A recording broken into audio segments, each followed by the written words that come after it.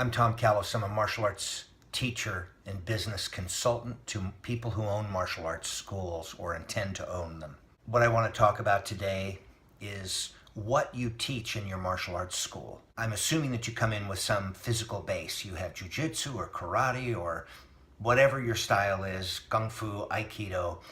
You have physical skills that come along with it, and you have some kind of philosophy. Even if you're an MMA fighter and all your training has been in the ring, there are some philosophical do's and don'ts. So the ways you treat your training partner, the way you treat the gym, there's always some mental side, some behavioral side of the physicality of teaching someone whatever it is that you teach them.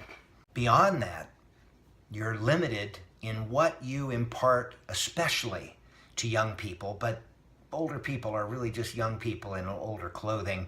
You're only limited by your creativity and your own knowledge.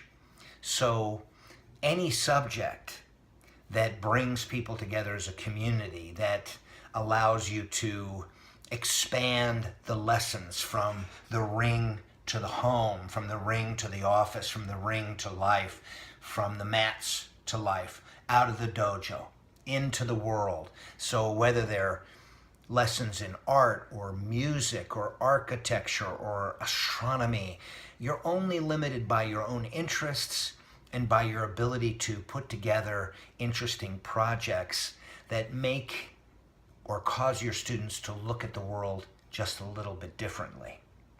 In the martial arts business world, it seems like everybody is obsessed with how to make a dollar.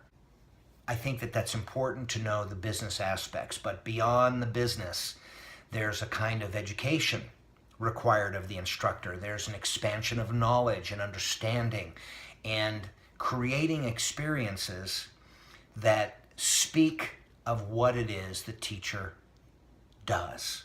Not just says he or she can do, but what they actually do in the world. What are you engaging that shows who you are and gets people to recognize the value of your style of the practice of the martial arts. I'm Tom Callis. I help instructors to expand their knowledge, to think out of the dojo, and to bring more value and importance to the work. It's beyond the phone call, beyond the contractual relationship between you and a student, beyond how much you charge, beyond an upsell, beyond all these things that are so commonplace in our industry, an industry that doesn't have one substantive training course for instructors to expand their knowledge beyond sales or technique. I think there's untapped potential, and I want to help you realize that potential and become more important, more valuable, more interested in what you're doing.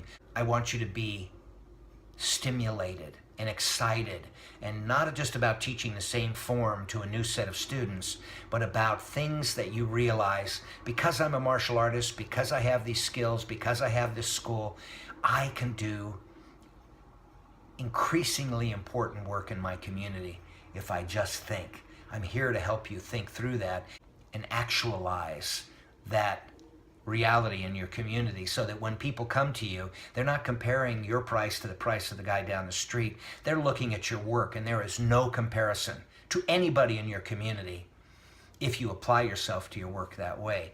We have a lot of untapped potential in the martial arts community, and that's what I get most excited about.